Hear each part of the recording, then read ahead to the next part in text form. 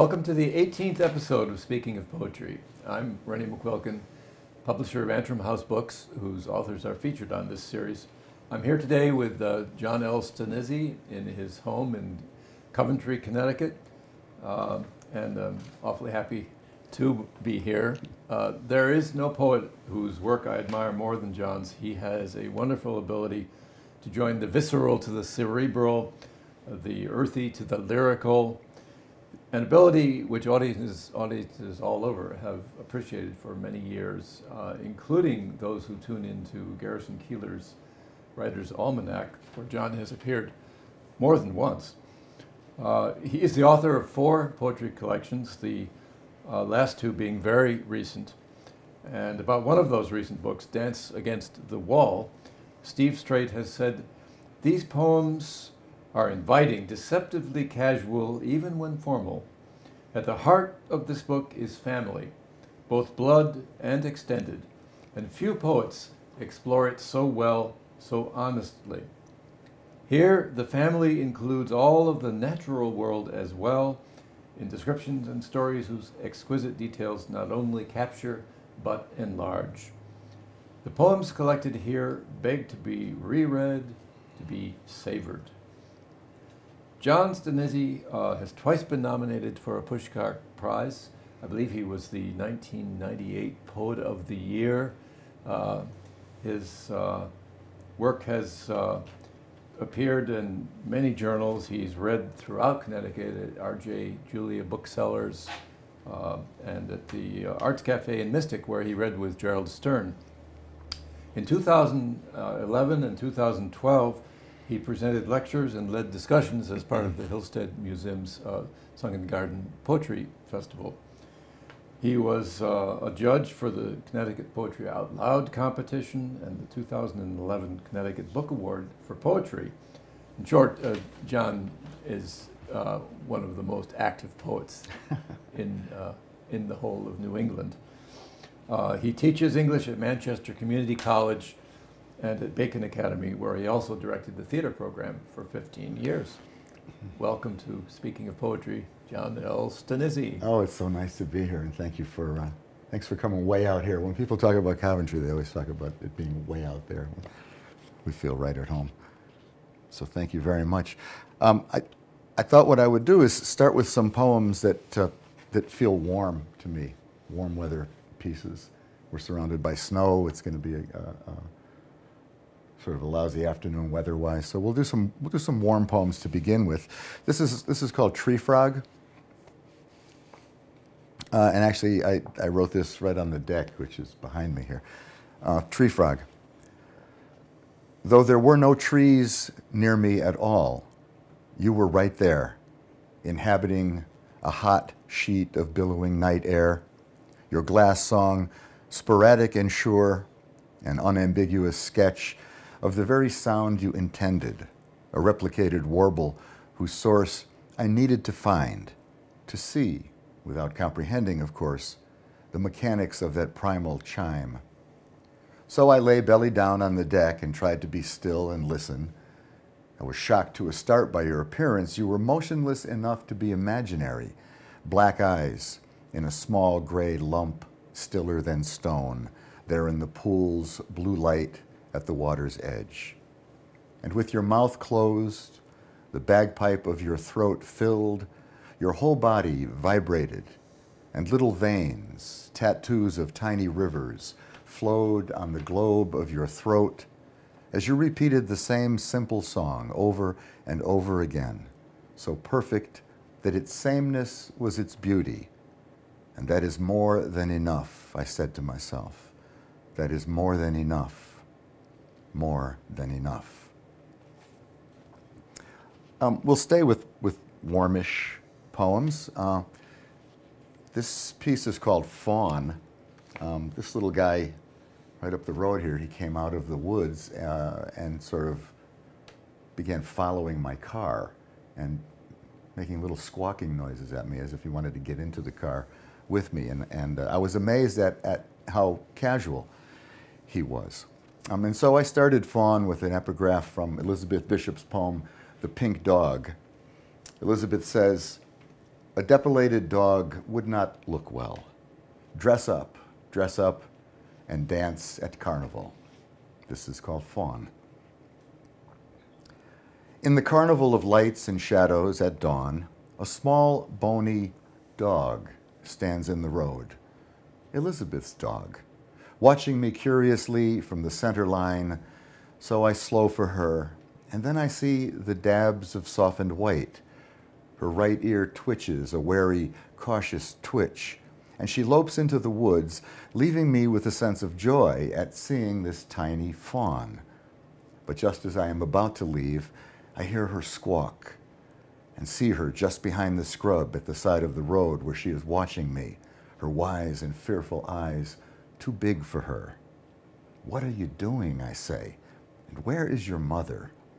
She hears my voice and steps back to the road, looking me straight in the eyes. She bleats a question, but before I can respond, another car comes speeding by, and off she runs for good, before I even have a chance to say that I would lie down near her in the woods while she slept, sheltered on a nest of leaves.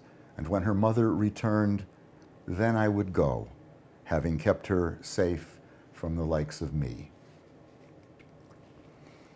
Another warm poem. This was last July, or maybe 2 Julys ago. It's called Firefly. I was watching my grandchildren try to catch a firefly in the yard, and actually I was watching my grandson Michael in particular. So this is Firefly for Michael, my grandson. Firefly. In the heaviness of a July evening, I watch a parade of my grandchildren following the quirky lilt of a firefly. Michael leads, arms outstretched, a plastic cup in one hand, hope in the other. It's slow work and silent, pursuing that little blossom of light all over the yard.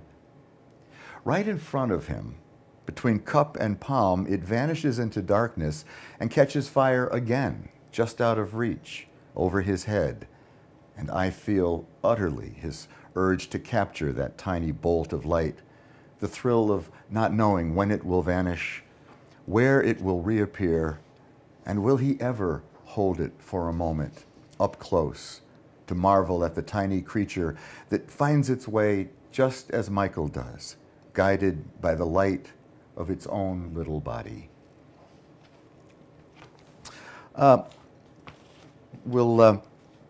I'll read a couple from my first book that Rennie published, Ecstasy Among Ghosts. The first one is called Very Pretty, and I wrote this at Point of Woods in South Lyme, Connecticut.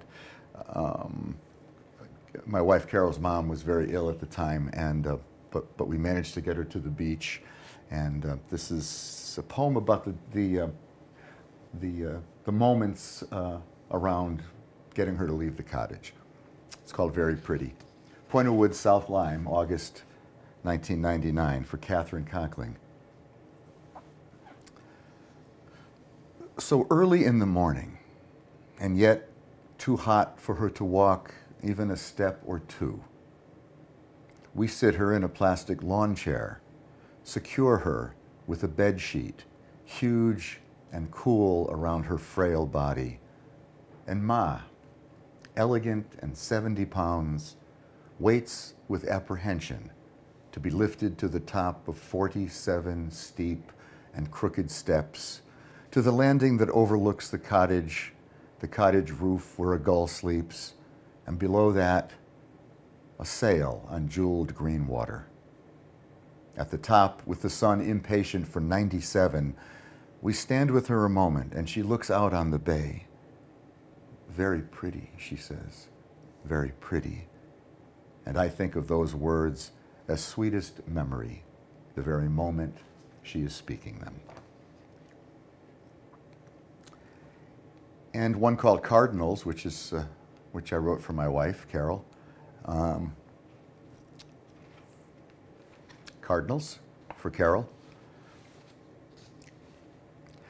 I had seen them in the tree and heard they mate for life, so I hung a feeder and waited. By the third day, sparrows and purple finches hovered and jockeyed like a swarm of bees fighting over one flower. So I hung another feeder, but the squabbling continued, and the seed spilled like a shower of tiny meteors onto the ground where starlings had congregated, and blue jays, annoyed at the world, disrupted everyone except the mourning doves, who ambled around like plump old women poking for the firmest head of lettuce. Then early one evening they came, the only ones. She stood on the periphery of the small galaxy of seed. He hopped among the nuggets, calmly chose one seed at a time, carried it to her, placed it in her beak. She, head tilted, accepted it. Then they fluffed, hopped together, did it all over again. And filled with love, I phoned to tell you over and over about each time he celebrated being there all alone with her.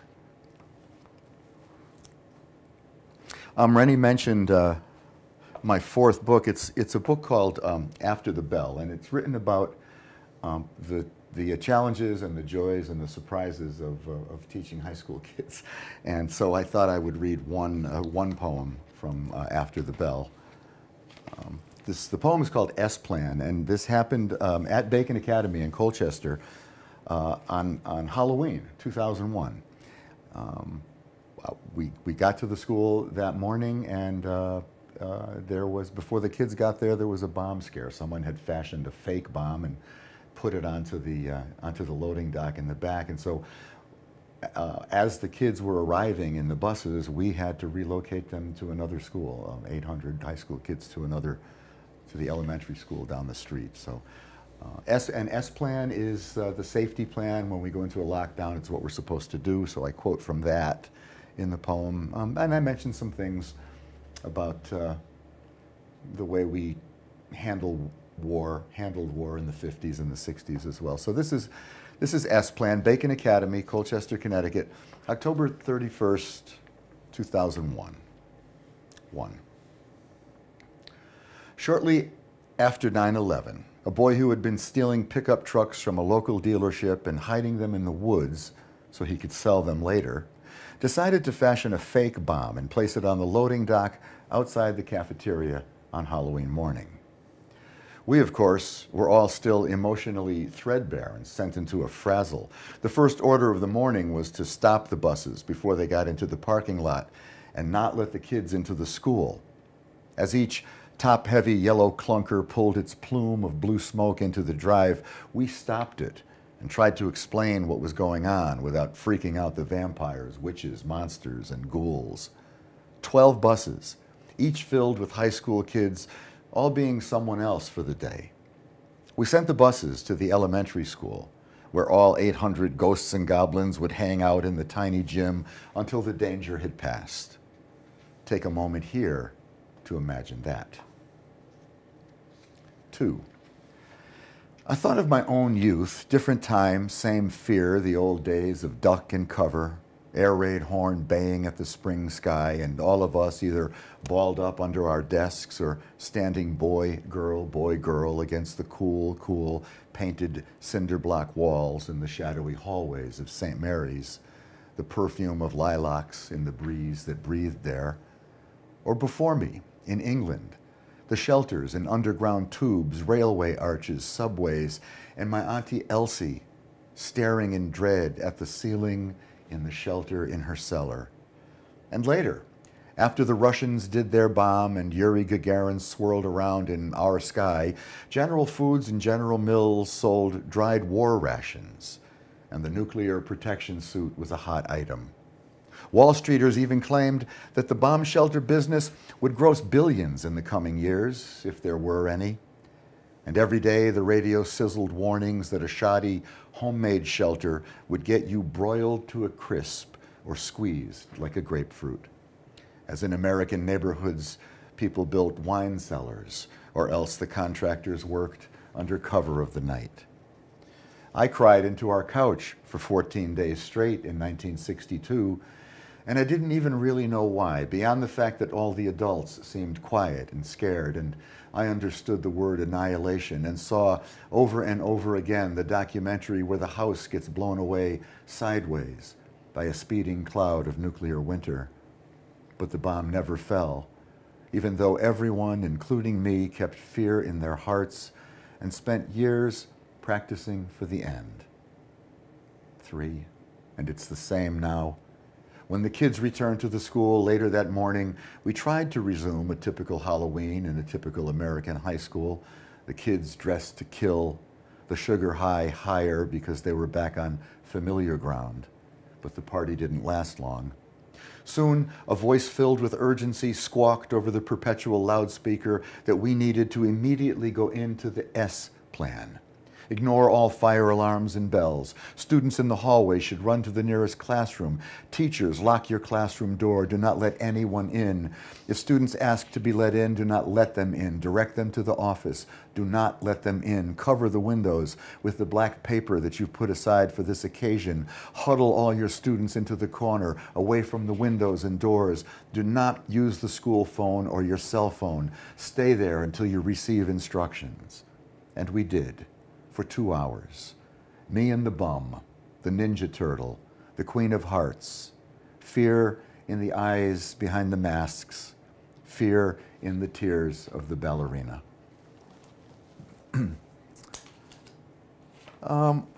Okay, I'll go back to Dance Against the Wall for a minute.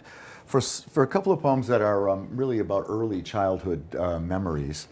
This is a poem called Comet, and it's for a while I lived with my great aunt up on Albany Avenue in the north end of Hartford, and she always had her hair up in a bun, and it was pure white, and until this day that I got to witness her take her hair down, and there were 2 things that were stunning about that. The first thing is that her hair went almost to the middle of her thighs in the back, and the other thing was that at the very end of this shock of white hair was a bolt of black, and I remember being stunned by that and wrote this poem. Not until years later did I wonder if, as you stood naked at the bathroom mirror, you were examining the thick crescent ripped from your armpit all the way to where your breast had been, or if in the silky blue of your eyes you caught a glimpse of yourself as a girl. And were you thinking of your husband when you ran your finger across the bone under your eye? Watching you get ready for bed, I'd marvel at your hair, which was always up in a tight, flat, white bun against the back of your head, until it was time for you to brush it. And then you'd let it tumble down your back, white and shining from the top of your head down to your knees, white, and then 8 inches of jet black at the end, a comet dropping headlong into the past. And then this is Communion. This is about my grandmother. She lived for church, and she got divorced in the 1940s and was tossed out of the Catholic Church, excommunicated, and she abided by that and would never receive communion. But she also complained a lot about not being able to receive communion, and so one day I helped her out, and then continued to help her out her whole life. This is called Communion. When the avenue was cleaned by whirlybirds of seeds in a polished city with sparkling windows, I'd sit in a bucket full of water on hot September days, or lie on the cool linoleum floor between my grandmother's big brown shoes and stare up into the mystery of snaps and nylon under her dress. She was an excommunicant, and Tony, the nice man with a wife and children, would be there most days, sitting at the sunny table, speaking so softly I couldn't hear. My grandfather was gone by then, and his red-headed daughter put on a bus somewhere by her red-headed mother, Jenny the prostitute. And whenever my grandfather did come around, he'd always wipe the corners of his eyes with the backs of his wrists when he talked to me. The only thing my grandmother ever needed she couldn't have, until the day at Mass when I drank the blood of Christ, kept it wet on my lips, and took his body, cupped in my hands, back to her in the pew where I nudged her, opened my hands to the great disobedience, and nodded. "No," she said, as I kissed her mouth. "Blood of Christ broke his body ate half, put the other to her mouth, body of Christ, salvation's relief shining through the guilt in her face. And then a couple for my father. He passed away last year after a 10-year struggle with Alzheimer's. And really the way I dealt with that was to sort of, through my poetry, keep a kind of a journal of his struggles with that disease. So this is called protecting assets, which is a legal term. Near the end, we would meet with this lawyer and do all this legal rigmarole to protect his assets. I just thought that was a sort of ironic term for what was actually going on. So this is protecting assets. When you could no longer sign your name, when the only thing you responded to were the bumps in the road and the one street sign you recognized, when this happened, and oh yes, when complete sentences were things other people did, you became silent. Though you wouldn't call it silence. You wouldn't call it anything. When these things happened, it was decided for you what was best. And what was best, as far as you could tell, was to sit there mute. Whole sentences unraveled, and the string of your signature unraveled, and street signs became blank, and the road home was dark anyway, winding and covered with rubble. I'd like to take a moment to go to a manuscript in progress. It's called Hallelujah Time, and hopefully it will be my next book with Rennie. And it's based very loosely on the songs of Bob Marley, specifically 4 albums: Burnin', Exodus, Survival, and Confrontation. And I say based loosely on the songs. Basically what I did was take the song, Bob Marley's sense of the song, and then somehow apply that sensibility to some aspect of my own life. Although the poem I'm going to read is kind of the exception to that. It's Bob Marley's song, So Much Things to Say, where Bob in that song deals with the lives of Jesus Christ, Marcus Garvey, Paul Bogle. And so I thought at first it would be a sort of dramatic monologue, and then I realized that that was an impossible task.